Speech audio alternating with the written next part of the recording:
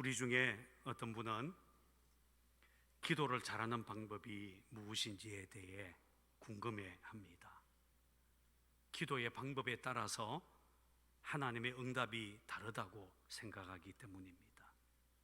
조용히 기도하는 것보다 열정적으로 기도하는 것이 더 좋다고 생각한다든지, 세끼 식사를 다 하면서 기도하는 것보다 금식하며 기도하는 것이 더 빨리 하나님의 응답을 받을 것이라고 생각하기도 합니다.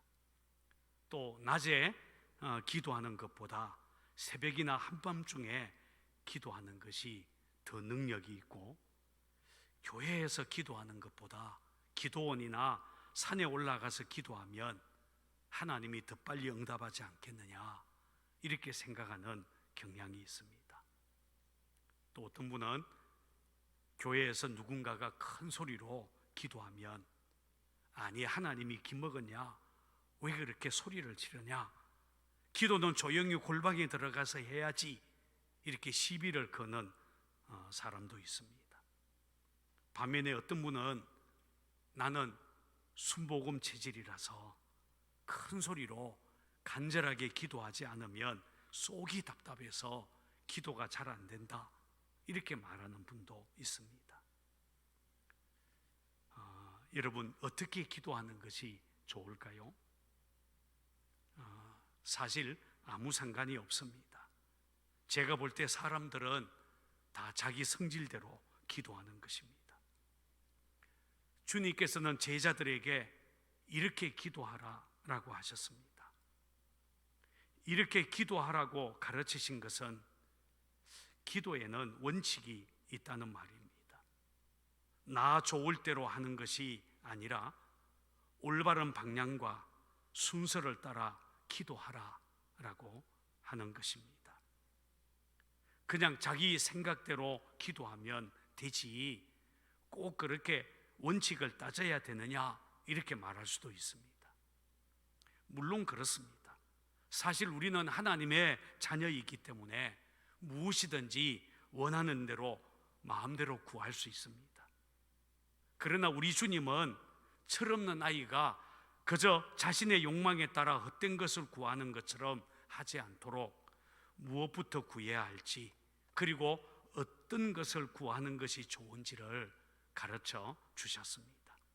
적어도 하나님을 아버지로 모시고 사는 사람은 하나님께 기도할 때 하나님 아버지가 누구인지 알고, 그분의 이름이 거룩히 여김을 받고 그분의 나라와 뜻이 이루어지도록 먼저 기도하고, 그 다음에 자신을 위해 기도하는 것이 좋다라고 가르쳐 주셨습니다. 그리고 자신을 위해 기도할 때에도 주님은 먼저 구할 것이 무엇인지를 말씀해 주셨습니다. 그렇다면 우리가 우리 자신을 위해 기도할 때 무엇부터 구하는 것이 좋을까요? 자, 본문 3절을 찾아서 같이 읽겠습니다. 본문 3절을 읽습니다. 같이 읽습니다. 시작. 우리에게 날마다 일용할 양식을 주시옵고. 여러분, 여기 보면 주님께서 우리 자신을 위해 우리가 기도할 때 첫 번째로 구할 것이 일용할 양식이라고 하셨습니다. 아마 우리 주님은 하나님의 백성이 이 땅을 살아갈 때에 경제적인 필요가 얼마나 큰 비중을 차지하는지를 잘 알고 계셨던 것 같습니다. 그래서 우리에게 날마다 일용할 양식을 주시옵고 이렇게 기도하라라고 하셨습니다. 사실 그렇습니다. 사람에게 먹고 사는 문제보다 더 시급하고 중요한 문제가 어디 있겠습니까? 먹고 사는 문제, 즉 경제적인 문제에서 자유로울 수 있는 사람은 아무도 없습니다. 육체를 가진 사람은 누구나 먹고 사는 문제에 묶여 있지요. 제가 아는 어떤 분은 농담처럼 자주 이렇게 말을 합니다. 다 먹고 살자고 하는 것인데 밥부터 먹고 하십시다. 웃자고 하는 이야기이지만 먹고 사는 것은 누구에게나 현실적인 문제라는 것이죠. 어떤 분은 오산리 기도원에 와서 울면서 기도하는 분들의 90%는 다 돈 문제 때문이다 라고 말했습니다. 물론 일일이 확인해 보지는 않았겠지만 저는 그럴 것이다 라고 생각합니다. 코로나19 전염병이 우리 사회에 가져온 가장 큰 문제 중에 하나는 경제적인 손실입니다. 4.15 총선을 눈앞에 두고 있지만 사람들은 너무 먹고 살기 힘들어서 어느 당 뽑을지 생각할 여유도 없어요 라고 말합니다. 먹고 사는 문제 앞에선 정당의 색깔도 이념도 별로 소용이 없는 것 같습니다. 그래서 벵겔이라고 하는 성경학자는 사람이 세상에 살 동안 육신의 생명이 영적 생명보다 앞선다라는 말을 했습니다. 잘못 알아들으면 굉장히 오해할 소지가 있는 말이지만 잘 생각해 보면 맞습니다. 우리 몸이 살아 있어야 영혼의 문제를 이야기하는 것이 아니겠습니까? 만일 육체에 생명이 없다면 영적인 이야기를 할 필요도 없을 것입니다. 그런 의미에서 일용할 양식을 위해 기도하라라는 이 말씀은 우리 인간에게는 무엇보다도 필요한 기도라고 할 수 있습니다. 그런데 문제는 일용할이라고 하는 단어입니다. 그냥 양식을 구해라, 필요한 돈을 구하라 이렇게 말했다면 우리는 우리의 필요대로 구하면 되겠지만 주님은 굳이 날마다 일용할 양식을 주시옵소서라고 기도하라고 했습니다. 여러분, 일용할 양식이 무엇입니까? 일용할이라고 하는 말은 헬라어 단어로 에피우시온이라고 합니다. 이 에피우시온이라고 하는 단어의 본래의 뜻은 오늘 먹을 이라고 하는 의미를 가지고 있습니다. 두고 쌓아 두는 그런 풍족한 양식이 아니라 우리 생존을 위해서 최소한의 필요한 양식, 그게 바로 오늘 먹을 양식, 일용할 양식이라는 뜻입니다. 말하자면 우리 주님은 우리가 아침에 일어나서 하나님 아버지께 아버지여 오늘 하루 먹고 살 양식을 주십시오 이렇게 기도하라 라고 하신 것입니다. 그렇다면 이것은 보통 심각한 기도가 아닐 수 없습니다. 왜냐하면 우리 대부분의 사람들은 오늘 하루 먹을 양식 정도는 누구나 다 가지고 있기 때문입니다. 물론 우리 중에는 오늘 먹을 양식을 걱정해야 할 정도로 매우 가난한 분들이 있을 수 있겠지만 대부분의 사람들은 하루 끼니 정도는 걱정하지 않고 살아가고 있습니다. 그렇다면 혹시 일용할 양식을 걱정하지 않아도 되는 사람에게는 이 기도가 아무런 의미가 없는 것일까요? 주님은 이 기도를 통해 도대체 우리에게 무엇을 가르쳐 주고 있겠습니까? 무엇보다도 먼저 주님께서 이 기도를 하라고 하신 것은 우리의 먹고 사는 모든 것이 하나님의 손에 달려 있다는 것을 알려주시기 위해서라고 할 수 있습니다. 한번 따라해 볼까요? 먹고 사는 모든 것은 하나님 손에 달려 있다. 여러분, 일용할 양식은 하나님이 주시는 선물입니다. 사실 우리 인간은 하나님이 주실 때 먹고 마실 수 있습니다. 만약 하나님이 주시지 않는다면 우리는 먹을 수도 없고 생명을 유지할 수도 없습니다. 여러분은 그렇게 믿고 있습니까? 대부분의 사람들은 인간 스스로 양식을 얻는다고 착각합니다. 특히 자본주의 사회에 사는 사람들은 돈이 자기를 먹여 살리는 줄 알고 있습니다. 그래서 하나님께 양식을 구하지 않고 돈을 하나님처럼 의지합니다. 그러나 분명히 알아야 할 것은 하나님이 먹이지 않는다면 사람은 먹을 수 없습니다. 우리가 먹고 마시는 식량은 사람의 힘으로 만들 수 있는 것이 아니기 때문입니다. 아무리 첨단 제품들을 대량으로 만들어낼 수 있어도 식량만큼은 그렇게 하기 어렵습니다. 씨앗을 땅에 심으면 저절로 곡식이 나는 줄 알지만 생각해 보십시오. 세계적인 기상이변이나 병충해가 발생하면 어떻게 되겠습니까? 만일 바닷속의 어족이 감소해서 더 이상 물고기를 잡을 수가 없다면, 또한 개펄에서 어패류가 없어진다면, 유전자 변형으로 생산량을 늘렸던 곡물이 기후변화로 더 이상 생산할 수 없게 된다면 어떻게 되겠습니까? 그렇게 되면 돈을 트럭으로 준다 해도 양식을 구하지 못할 것입니다. 하나님은 매년 땅에서 70억 인류가 먹을 양식을 생산해 내고 있습니다. 곡식 하나를 심으면 한 개, 두 개가 아니라 수십 개 또는 수백 개의 알갱이를 만들어냅니다. 지금 인류가 먹는 식량은 매우 다양하지요. 곡식, 채소, 육류, 어류, 해조류 등 수없이 많습니다. 그런데 이 모든 것을 하나님이 자라나게 하십니다. 이 모든 개체수가 늘어나도록 우리 하나님께서 일하신다는 것입니다. 감사한 것은 하나님께서는 선인과 악인에게 똑같이 햇빛과 비를 내려주셔서 모든 사람들이 다 먹고 살게 해주고 있다는 것입니다. 따라서 우리에게 날마다 일용할 양식을 주시옵고 라는 이 기도는 하나님을 믿지 않는 사람은 결코 드릴 수 없는 기도입니다.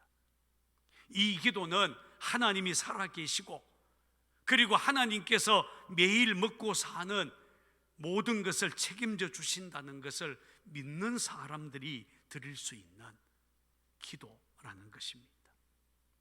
지난 주일에 말씀드렸습니다만, 일용할 양식이란 이스라엘 자손이 광야에 있을 때에 하나님께서 하늘에서 내려주신 만나와 연관이 있습니다. 그때 하나님은 이스라엘 자손에게 매일매일 하늘에서 만나를 내려 먹게 하셨습니다. 그들은 아침에 나가서 만나를 거두어서 그것으로 음식을 만들어 먹었지요. 그런데 어떤 사람은 하나님을 믿지 못했어요. 오늘은 만나를 거두었지만 혹시 내일 아침에 만나가 내리지 않으면 어떻게 될까 염려했어요. 그래서 하나님은 하루치만 거두라 라고 했지만 슬쩍 이틀치, 사흘치를 거두어 두었습니다. 어떻게 되었을까요?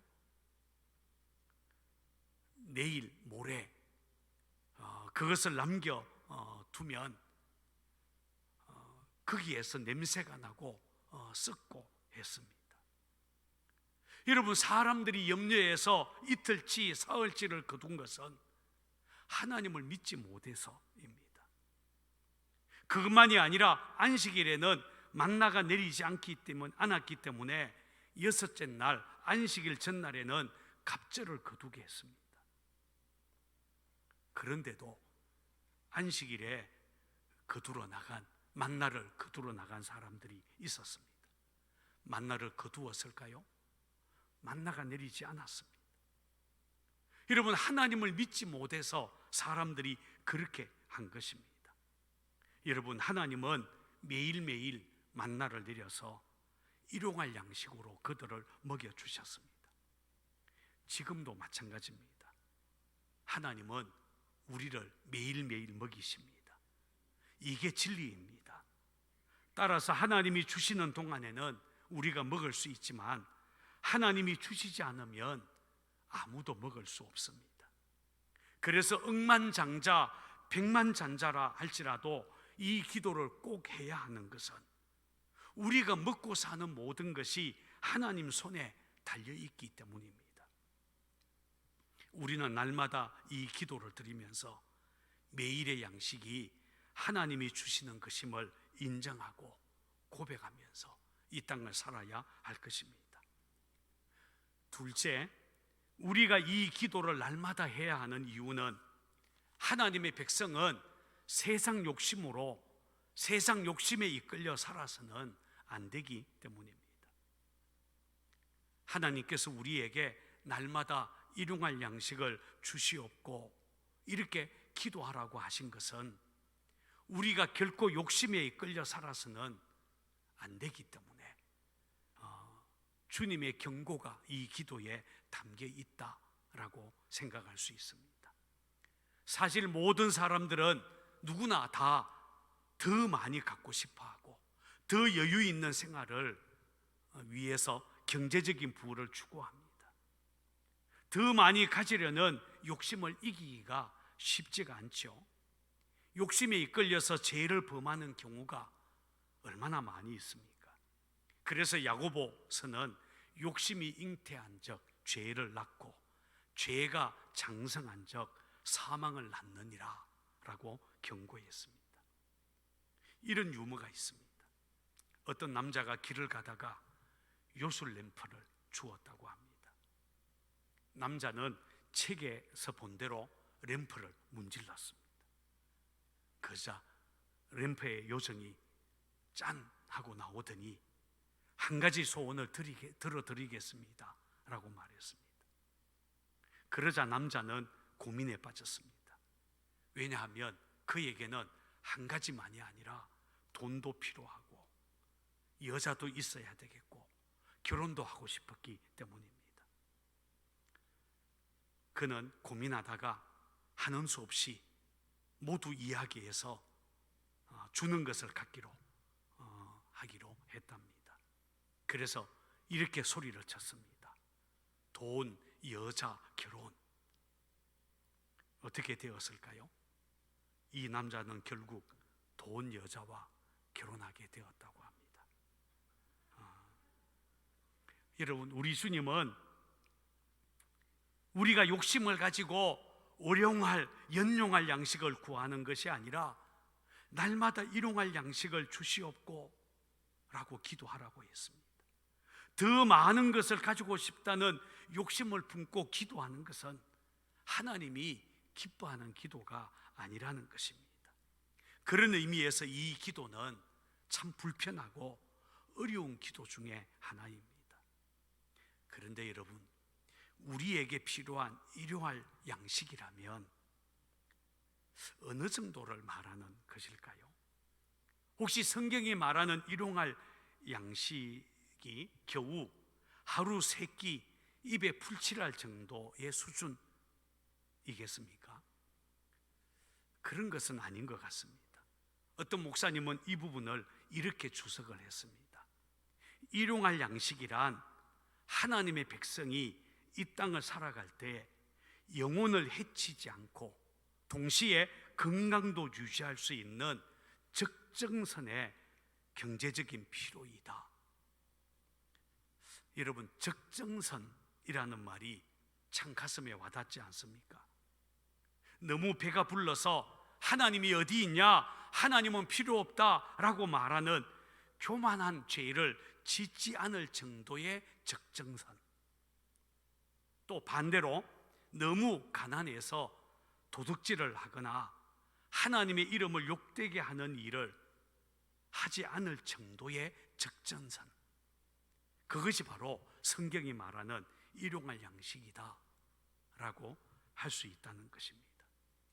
옛날 히랍 교부 중에 알렉산드리아의 크레멘트라는 분이 있었습니다.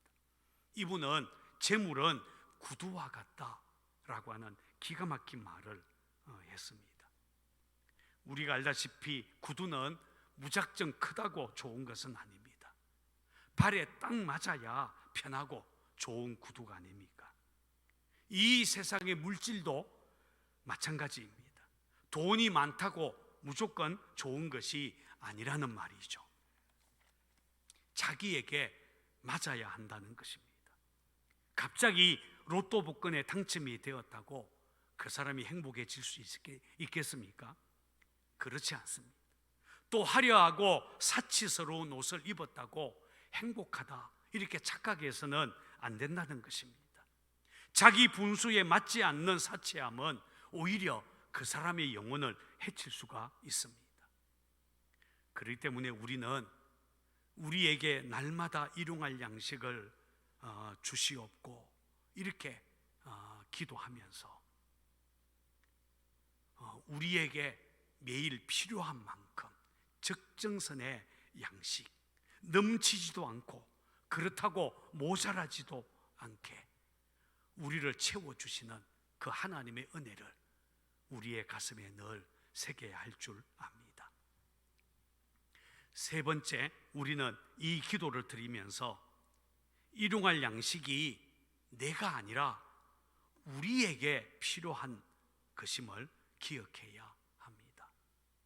주님은 나에게 날마다 일용할 양식을 주옵시고 이렇게 기도하라고 하지 않고 우리에게, 내가 아니라 우리에게 필요한 일용할 양식을 구하라고 말씀하고 있습니다. 이 말은 일용할 양식이란 나에게도 필요하지만 궁극적으로는 우리 모두에게 필요한 것이다 라는 뜻입니다. 그렇다면 여기서 말하는 우리가 누구이겠습니까? 하나님이 창조하신 세상 모든 사람들이 바로 우리입니다. 그렇다면 이 기도는 또 다른 의미를 가질 수가 있습니다. 유엔 세계 식량 기구가 제시하는 가난과 기아에 대한 통계는 우리 마음을 좀 불편하게 만듭니다. 굶주려 죽는 사람들의 숫자가 에이즈나 말라리아, 폐결핵으로 죽는 사람을 합친 숫자보다 더 많고 세계 인구 7명 중에 1명은 저녁을 굶은 채 잠자리에 든다고 말하고 있습니다. 가난과 굶주림의 고통을 겪는 분들이 여전히 많이 있다라는 것입니다. 이것은 저 아프리카나 동남아시아의 가난한 사람들에게만 해당되는 것은 아닙니다. 우리 주변에도 일용할 양식을 구걸하는 노숙자들이나 하루하루의 끼니를 걱정하는 가난한 우리들이 적지 않다는 말입니다. 그리고 더 중요한 것은 그들이 결코 우리에게는 타인이 아니라는 것입니다. 얼마든지 우리가 믿는 하나님을 우리 아버지라 부를 수 있는 사람들, 우리의 형제 자매가 될 수 있는 사람들입니다. 그렇기 때문에 우리에게 날마다 일용할 양식을 주시옵고 라고 기도하면서 우리는 우리 주변에 있는 가난한 우리들을 기억하고 그들과 일용할 양식을 나눌 수 있어야 할 것입니다. 구약 성경에 보면 하나님은 이스라엘 백성들에게 곡식을 거둘 때에 밥 모퉁이의 곡식은 그냥 남겨두라라고 하셨습니다. 밭에 떨어진 이삭도 줍지 말라라고 하셨습니다. 포도원에서 열매를 딸 때에 다 따지 말고 또 떨어진 열매는 줍지 말고 버려두라라고 했습니다. 왜 그랬을까요? 그 마을에 함께 사는 가난한 우리들, 고아와 가부, 거류민을 위해서입니다.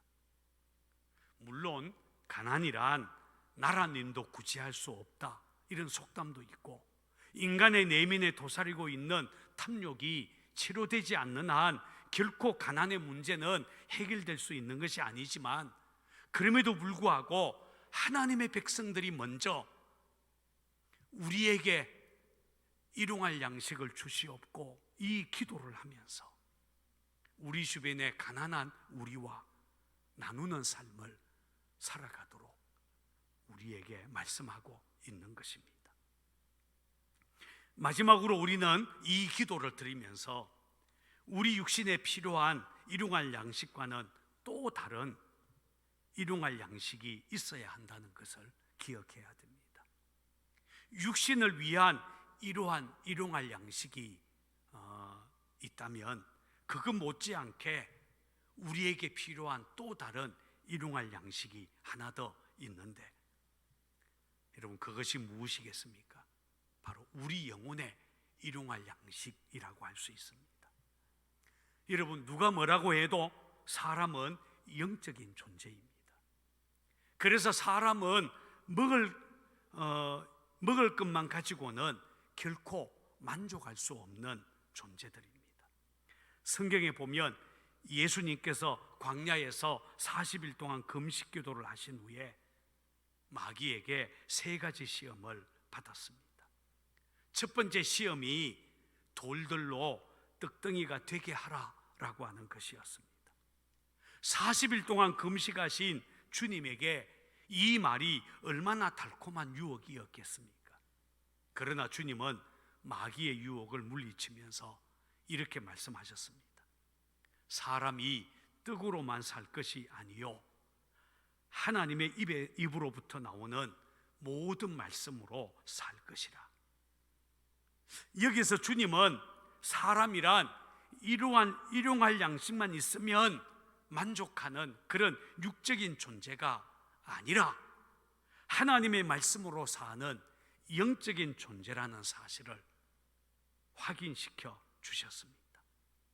그러므로 사람에게는 육신의 굶주림을 채울 일용할 양식도 분명히 필요하지만 영적인 허기, 영적 갈증을 채울 하나님의 말씀도 필요하다라는 것을 우리는 알아야 할 것입니다.